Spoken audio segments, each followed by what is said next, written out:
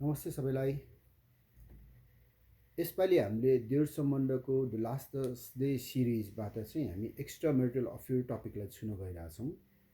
हामीले समाजमा extra marital affairs भएर चाहिँ कतिजना मान्छेहरूलाई साइकोलोजिकल इस्युजहरू भइरहेछ, कतिले चाहिँ फेरि होइन एक्स्ट्रा मेरिटल अफेयर्सले मेरो जिन्दगीमा धेरै राम्रो प्रभाव ल्याएको छ, मलाई राम्रो बनाएको छ भन्नेहरू पनि छन् र लुकीछिपी एक्स्ट्रा मेरिटल अफेयर्समा बस्नेहरू पनि धेरै छन्।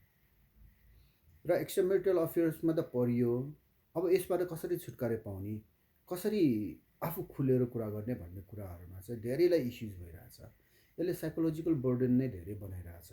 यही टपिकमा हामी लास्ट थर्सडे सिरिजमा एक्स्ट्रा मेरिटल अफेयर्सलाई उजागर गर्दैछौँ। के हो त यो खास, के यो चाहिने कुरा हो, नचाहिने कुरा हो, यसले साइकोलोजिकल कस्तो किसिमको पेन ल्याउन सक्छ र यो पेनहरूलाई हामीले कसरी डिल गर्न सक्छौँ भन्ने कुरामा चाहिँ कुरा गर्न हाम्रो माझमा चाहिँ रिलेसनसिप कन्सल्टेन्ट बलराम पाठकजी आउँदै हुनुहुन्छ। लास्ट थर्सडे जोइन गर्नु होला भन्ने सबैलाई म रिक्वेस्ट गर्न चाहन्छु। र तपाईँ यदि जोइन गर्न चाहन्छ, हाम्रो यो जुमबाट चाहिँ सेसन हुँदैछ, जुन चाहिँ फ्री अफ कस्ट हुन्छ। जोइन गर्न चाहनुहुन्छ भने तपाईँ मलाई डिएम गर्न सक्नुहुन्छ, या म 1-2 दिनपछि आफै पनि त्यो लिङ्क सेयर गरिदिएको हुन्छु। तपाईँहरू इन्ट्रेस्टेड हुनुहुन्छ जस्ट मलाई मेसेज गर्नुहोस्। हामी एक्स्ट्रा मेरिटल अफेयर्सको बारेमा यो थर्सडे 8 to 9 PM कुराकानी गरौँ। Thank you. हस्, सबैलाई त्यही जोड्ने प्रयास गर्नेछौँ।